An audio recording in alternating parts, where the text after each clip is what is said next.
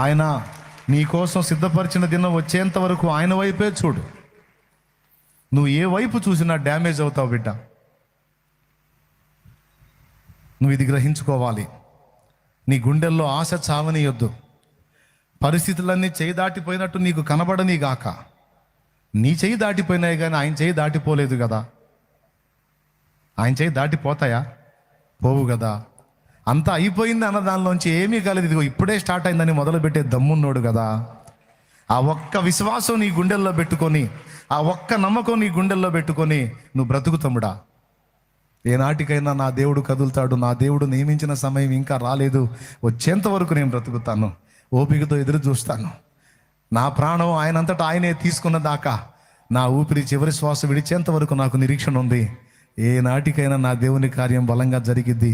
ఈ ఆశ మాత్రం నేను వదిలిపెట్టుకోను. చెల్లి, ఈ ఆలోచన పోనీయొద్దమ్మా. శత్రువు నీకు నిరీక్షణ లేకుండా చేస్తాడు, విశ్వాసాన్ని బలహీనపరుస్తాడు. నువ్వు దేవుని బిడ్డవై ఉన్నప్పటికీ నిన్ను వదులుతాడు అనుకోవద్దు.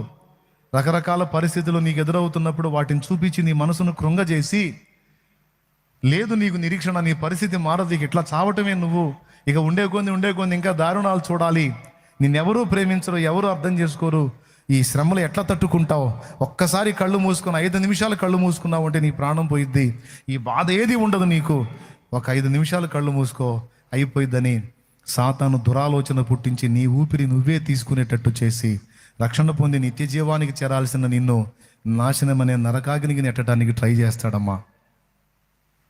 ఎంతమందికి వినపడింది? దయచేసి దేవుని పిల్లలైన మీరు దేవుని దినము కొరకు ఎదురు చూచుట అనేది చాలా కీలకమైన విషయం. రాకడకు ఒక దినం ఉంది, నీ జీవితంలో సమస్యల పరిష్కారానికి ఒక దినం ఉంది. ఆయన తన బలీయమైన బాహువు కింద నిన్ను దాచి నిన్ను పైకెత్తటానికి తగిన సమయం ఉంది. అవన్నీ గ్రంథంలో రాసి ఉన్నాయి. రాకడకు ఒక సమయం ఉందా? దేవుడు నిన్ను హెచ్చించడానికి ఒక సమయం ఉందా? శ్రమల నుంచి నిన్ను విడిపించడానికి ఒక సమయం ఉందా? నిన్ను దుర్మార్గం చేసే భక్తిహీనులకు శిక్ష విధించడానికి ఒక టైం ఉందా? ప్రతి దానికి ఒక టైం రాసే పెట్టాడమ్మా. నమ్మురా తల్లి నా మాట. ఒక సమయం డిజైన్ చేసి పెట్టాడు నాన్న, రాసే పెట్టాడు నాన్న. నేను చెప్పనా, అసలు నువ్వు తల్లి గర్భంలో పడింది మొదలు భూమి మీదికి నువ్వు రాకముందే, నియమింపబడిన దినములో ఒకటైనా కాకమునిపే నీ రోజులన్నీ లెక్క వేసి గ్రంథంలో రాసి పెట్టాడు ఆయన. 139వ కీర్తన 16వ వచనం ఒకసారి చూస్తే అక్కడేముందో చదువు నాన్న.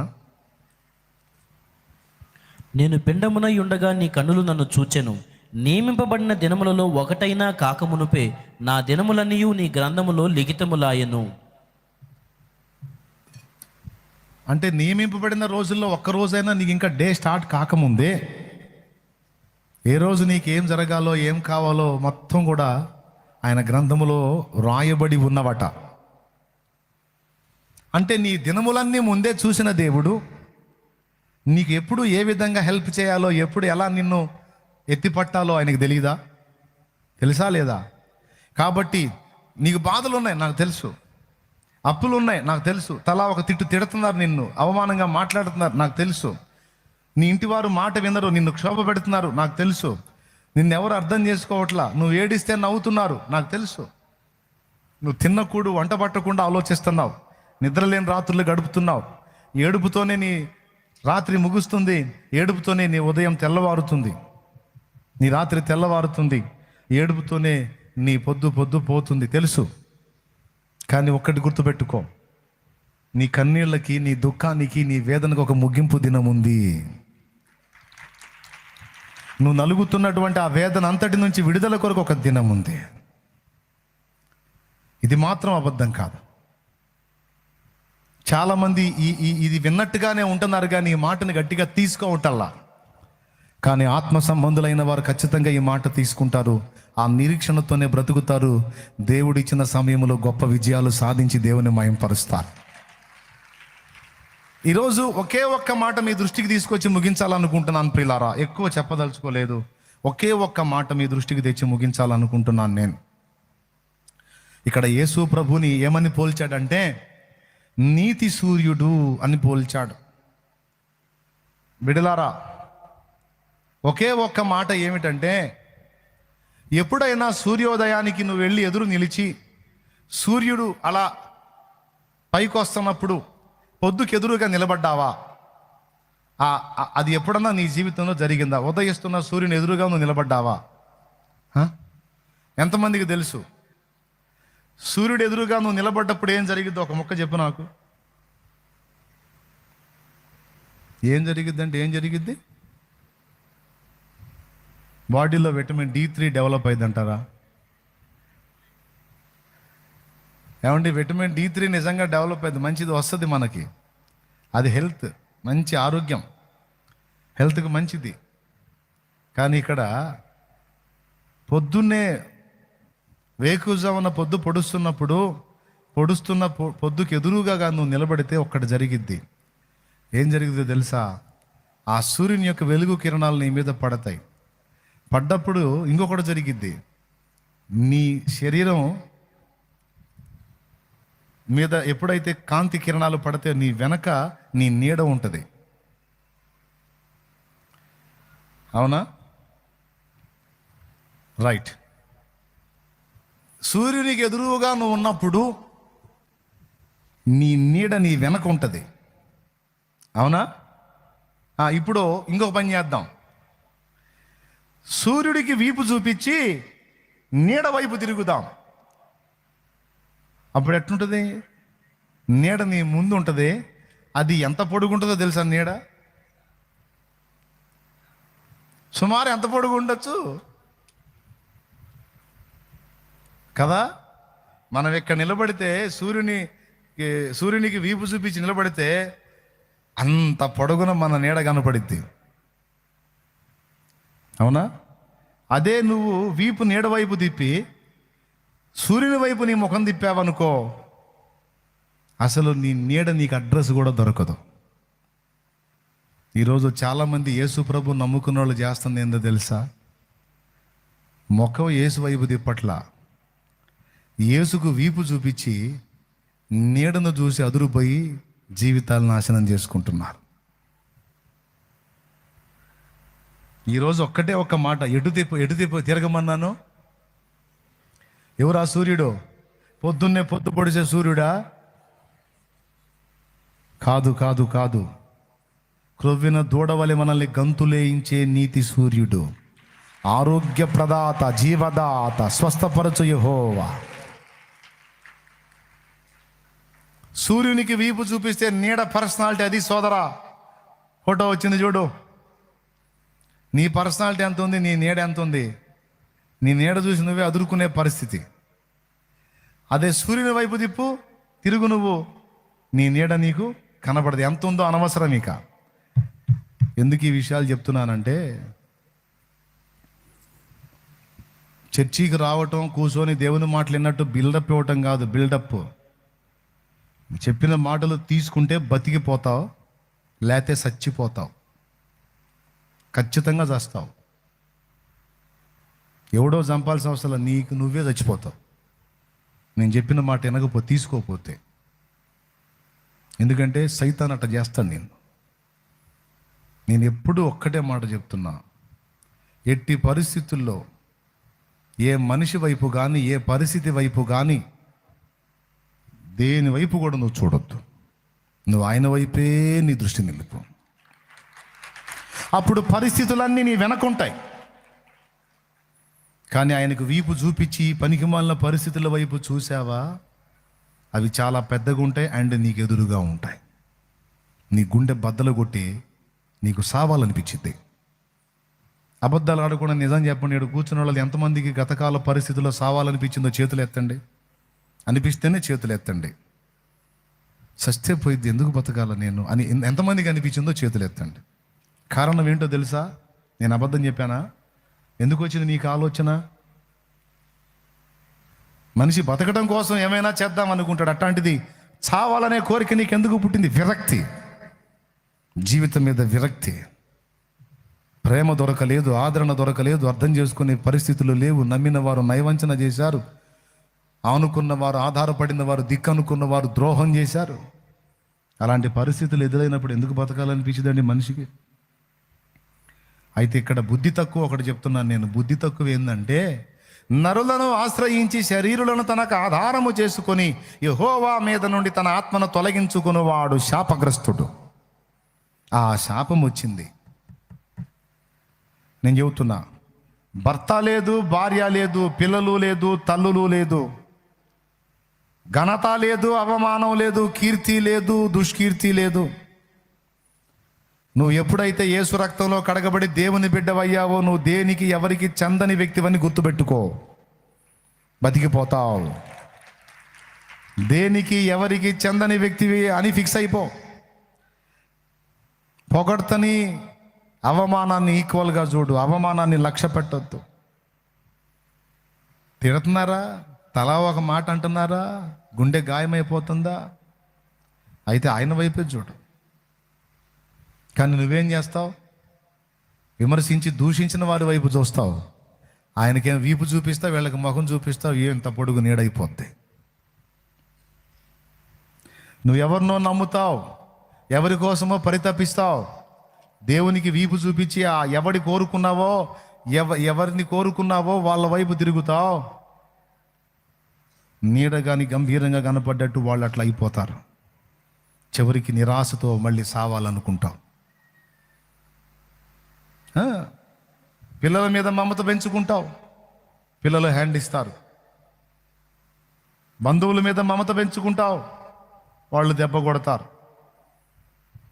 ఎవరినో ప్రేమిస్తావు, వాళ్ళు వంచన చేస్తారు. నేను చెప్తున్నా, యేసు వీపు చూపి నువ్వు ఎటు తిరిగినా అది నీకు నాశన హేతువే. యేసయ్యకు వీపు చూపి నువ్వు మనుషులను చూసినా, పరిస్థితులను చూసినా అవి నిన్ను పాడు చేస్తాయి. ఈరోజు ఒక్కటే తీర్మానం, అవి ఏవైనా కానీ నేను నా ప్రభు వైపే తిరుగుతా. ప్రభు వైపు తిరిగితేనేమో నీ ముందున్న పరిస్థితులన్నీ వెనక్కి వెళ్ళిపోతాయి. ప్రభువుకి వీపు చూపిస్తేనేమో నీ వెనక ఉండాల్సినవి వచ్చి నీ ముందు నిలబడతాయి. ఏందిరా సంగతని, ఏది కావాలో కోరుకో. నీ ప్రతికూలతలు, నీ పరిస్థితులు వెనకుండాలా, ముందుండాలా. పాపాలు కూడా అంతే. ప్రభువుకి వీపు చూపి నీ పాపాలు, నీ అపరాధాల వైపు తిరిగావనుకో, అవి కొండల్లా కనపడతాయి. ఇస్కరియోతు యోధాగాడికి అట్నే కనపడ్డాయి. అందుకే పోయాడు, ఊరేసుకొని చచ్చిపోయాడు. పేతురు ఎటు తిరిగాడో తెలుసా? పేతురు పాపం చేశాడు, యోధా పాపం చేశాడు. యోధా ఏమో పాపాల వైపు తిరిగి యేసుకు వీపు చూపించాడు. పాపాలు కొండలాగా కనపడి బతకలేకపోయి ఉరిపెట్టుకొని పైనుంచి కిందికి పడి ఘోరంగా చచ్చిపోయాడు. కానీ పేతురు కూడా 3 సార్లు అసలు యేసు ప్రభు ఎవరో నాకు తెలియదని పశ్చాబద్ధం ఆడినా యేసు వైపు చూశాడు, యేసు వైపే తిరిగాడు. అప్పుడు ఆ దోషాలు ఆయన వెనక్కి వెళ్ళిపోయినాయి. ప్రభు క్షమాపణ పొంది అదే పేతురు సంఘమునకు మొట్టమొదటి ఆత్మల సంపాదకుడు అయ్యాడు. మనుషుల్ని పట్టే జాలరయ్యాడు. బిడ్డలారా, ఈ మాట నేను మీకు ఎందుకు చెప్తున్నానంటే వరుసగా రాసుకోండి. నంబర్ 1, మనుషుల వైపు నీవు తిరిగి దేవునికి వీపు చూపవద్దు. రాసుకోనానా? ఎవరిని నమ్ముతున్నావో, ఎవరు గట్టెక్కిస్తారనుకుంటున్నావో నమ్మొద్దురా తల్లి, మోసపోతావు. సొంతోళ్ళైనా బయటోళ్ళైనా ఎవరిని నమ్మొద్దు. హ్యాండ్ ఇస్తారు, దెబ్బతింటావు. హల్లెలూయా. చేదు తినిపిస్తారు, మింగలేక చచ్చిపోతావు. అవసరమా?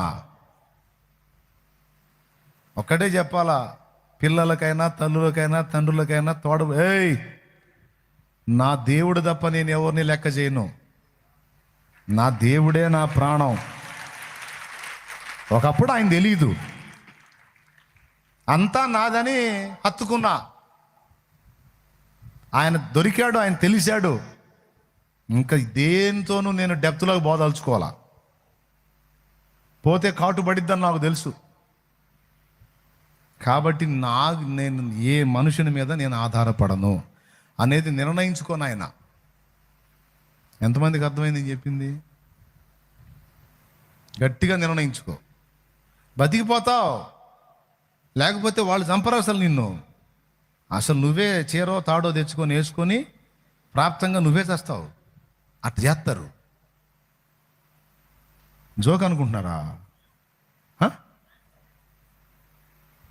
దాదాపు 19 నిండు సంవత్సరాల సేవ, అంతకుముందు జీవితం, చిన్నప్పటి నుంచి గల్లీ దగ్గర నుంచి సమాజంలో ఎక్కడెక్కడ ఏమేమి జరుగుతుంది, ఏ పరిస్థితులు ఎలా వచ్చినా, ఎవరు ఎలా నమ్మారు, ఏ విధంగా బలయ్యారు, తల్లులేంది, పిల్లలేంది, ఇల్లేంది, సంసారం ఏంది, మొత్తం ఎరుగున్నా. పిచ్చోడు అనుకుంటున్నారా? నన్ను అవగాహన లేకుండా మాట్లాడుతున్నా అనుకుంటున్నారా? అన్నీ చూసా, రకరకాల చరిత్రలు విన్నా.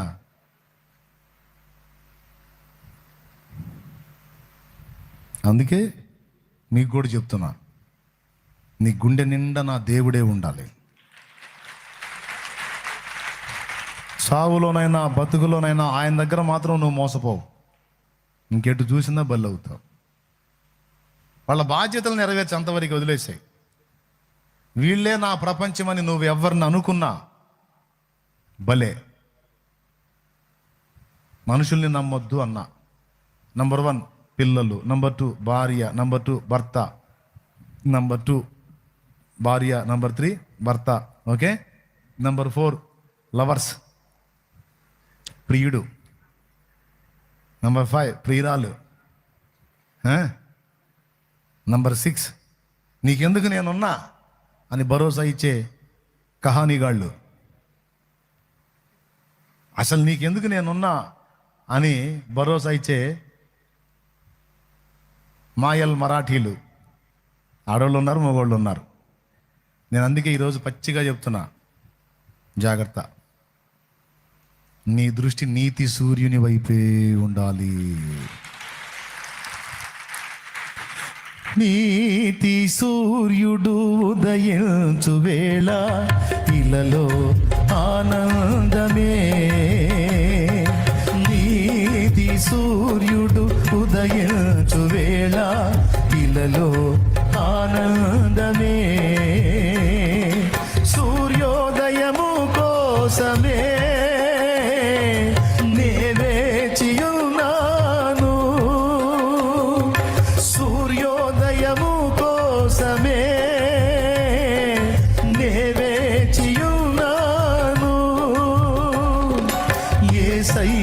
రావా కొనిపోవ నన్ను, యేసయ్య రావా కొనిపోవ నన్ను, ఇలలో నీవే నాకు. యేసయ్య రావా కొనిపోవ నన్ను, ఇలలో నీవే నాకు. నా విశ్వాసవోడ యాత్ర కొనసాగుచున్నది. నా విశ్వాసవోడ యాత్ర కొనసాగుచున్నది. దేవునికి మహిమ.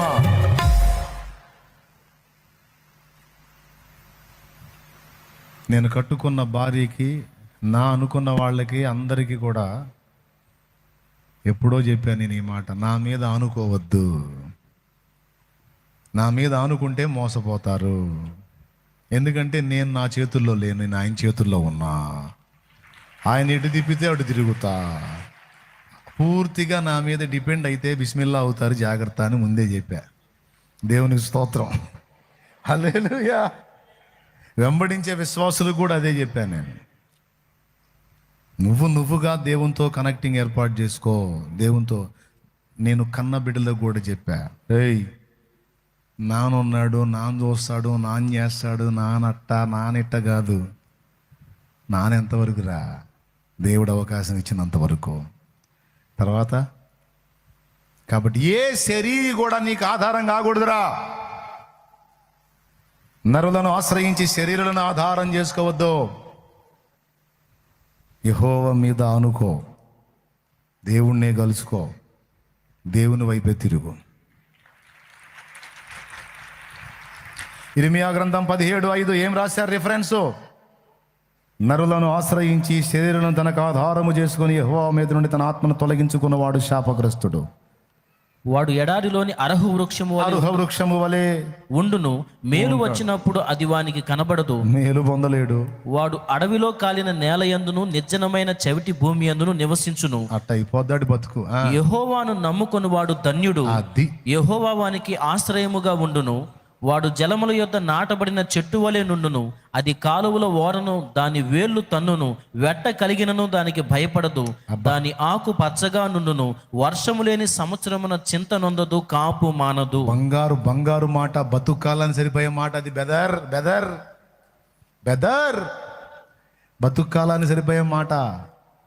యెహోవా మీద ఆనుకొనువాడు ధన్యుడు. యెహోవాను ఆధారపడిన వాడు ధన్యుడు. మనుషుల సాయము వ్యర్థమురా, రాజుల నమ్మిన వ్యర్థమురా. మనుషుల సాయము వ్యర్థమురా, రాజుల నమ్మిన వ్యర్థమురా.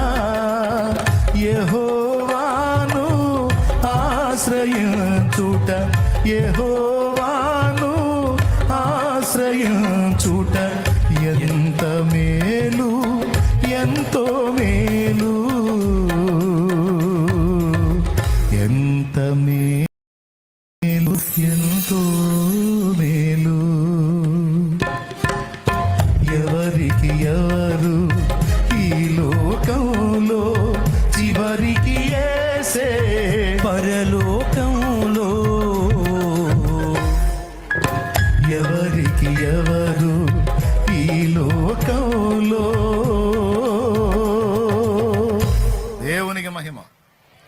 ఇప్పుడు చెప్పండి, నేను మీకు ఆధారమా? పెద్దగా చెప్పు. మీరు నాకు ఆధారమా? అది నేను కూడా మిమ్మల్ని ఆధారం చేసుకునిగా పర్రపాటును కూడా నమ్మను నేను అస్సలు. ఏమో మీకు ఇంట్రెస్ట్ ఉంటే వెంబడిస్తారు. సీదర పుడితే ఎంతమంది లేరు పాస్టర్లు? ఆయనైనా అయింది. నేను అని సర్దుకుంటే ఏం చేస్తా అయింది. నేను మిమ్మల్ని నమ్మాలా? నేను నమ్మను. అసలు ఏ మనిషి కూడా స్థిరుడు కాదు. అంత చెంచలం ఎవరు నాకు తెలియదు అయింది. ఓ అబ్బా, ఎంతమందిని చూడలే నేను. అందుకే నేను ఆధారపడనుగా. మనిషి సంఘం మీద డిపెండ్ గాను, ఇంటోళ్ళు బయటోళ్ళునో ఒకడే నా ఆధారం, నా ప్రభువే.